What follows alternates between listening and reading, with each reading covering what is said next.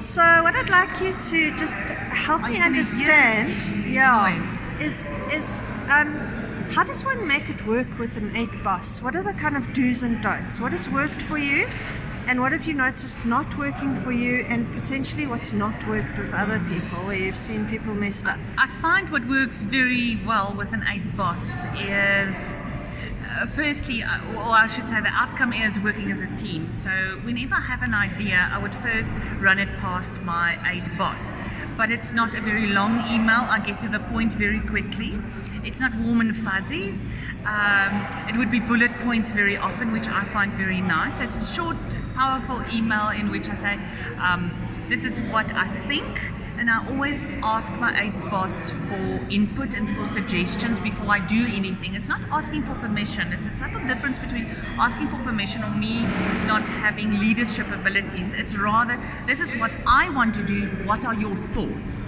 What I found when I do it that way is very often ideas I've never thought of. The feedback that I then get brings my suggestion on a very higher level than it would have been if I just carried on my own. What I also find then being more consultative, for lack of a better word, or us building it on a we together are tackling the problem. What are your ideas? These are my suggestions. These are my frustrations. Or I often give the reasons why I don't want to do stuff, and I say, is it okay? And it's quite important things like for budgeting, for example, or strategic plans that I don't feel ready to carry out. I would also discuss it, very short email. It doesn't always have to be face to face. And I will get very good guidance, and often then what I find is I get support in what I want to do, whether it is resisting certain strategic directives or wanting to carry out certain things. So it's based on a discussion. It's based on a motivation as well. I have been declined certain items in a budget, and I received an email from my boss where I said, sorry, you're not getting this money. But convince me otherwise. There was a sort of a clause, I think, and then I set up a proposal and I got more money than I actually thought I would. So what you say is got your back. That's the thing. It's definitely a team.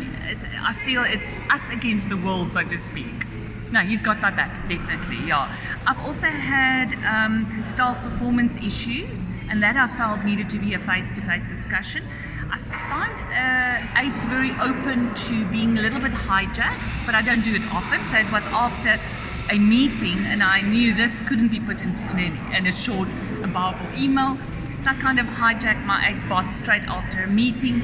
5 minutes, not even 5 minutes, it was 3 minutes. He heard what I said. He immediately took action, immediately gave me direction, told me what to do, assured me, and got my back.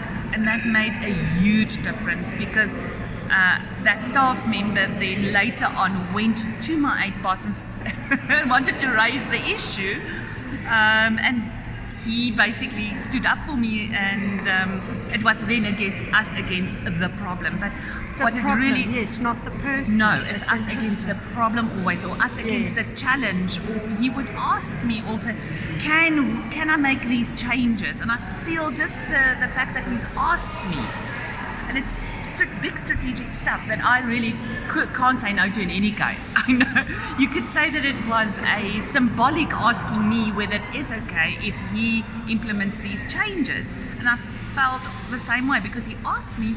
I'm going to back him, and it's again us against the problem or the challenge. And I also find by giving constant updates to my 8 boss, what am I doing, that makes a big difference as well, because I have a sense of 8's not wanting any surprises. Yes. So it's always, this is what I'm thinking, this is what I'm doing, are you okay with it? And I know, even if he gives me a one-line answer, he will very quickly either give me very good advice, very good tips, which is usually what comes out of it. I wasn't even asking for tips. Yeah. Or tell me who I should speak to. And in a few instances, he's actually escalated frustrations I had to higher authorities without me even asking. So I never tell my 8 boss what to do. I will ask, I will consult, or I will say, this is my honest opinions. I don't think this is a good idea. Yeah. What do you think? So it's always, what do you think? It's consulting, but I never tell him what to do. I think that's also important. I'm not managing him, it's the other way around. It's a team situation. And how would you say people really misread and misunderstand eights and derail themselves by handling them wrong? What kind of things, what does that look like? Yeah, it feels like many people find eights to be a bull in a china shop, to be very top down and stuff the rest of the world, not regarding people's feelings, where it's actually the other way around.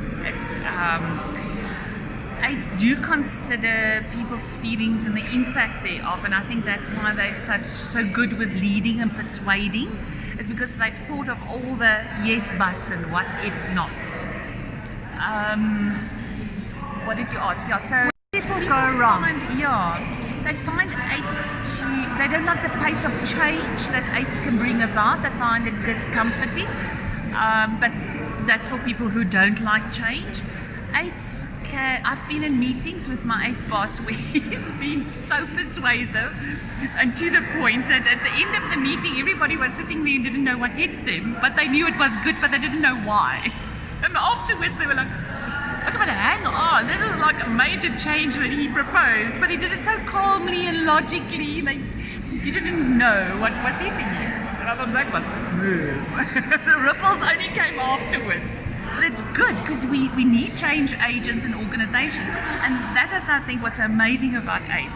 If it wasn't for AIDS, we would still be where we are today in any. So we can't be strategic without change. We can't move forward, and that's the role, I think, of AIDS, to kick butt, to take people out of their comfort zones, to challenge, to have the guts to stand up and do things differently. So AIDS have guts like I've never seen before. I've seen my AIDS boss in a very high-level meeting just deciding he's not going to use slides like everybody else, and he defended his reason for not doing that. I thought, wow, you've got guts. Yeah, I'd say it's the guts to really turn things upside down, to ask questions, and it's not for the sake of just changing things, and which I think is really good. So he gives the direction, but he also leaves it up to you to give input and to decide how you want to bring your department or unit on board, and that is awesome. So it's not being micromanaged, it's giving the vision, the motivation for why the change is necessary, which is always very good reasons, but then leave it up to you to decide and to come back and say, but I don't want to do it like this, can I do it like that or differently? And that is what's awesome. And can I ask you, what have you seen triggering an 8 into the dark side? Like, what does not work for them?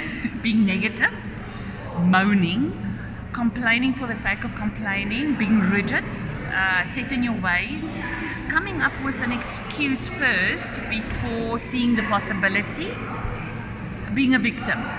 I picked that up. Being a victim, playing yourself to be the victim or your department to be the victim. Or perceiving AIDS to be autocratic. Yeah, that's what I could have picked up so far. Bombastic. Yeah, just like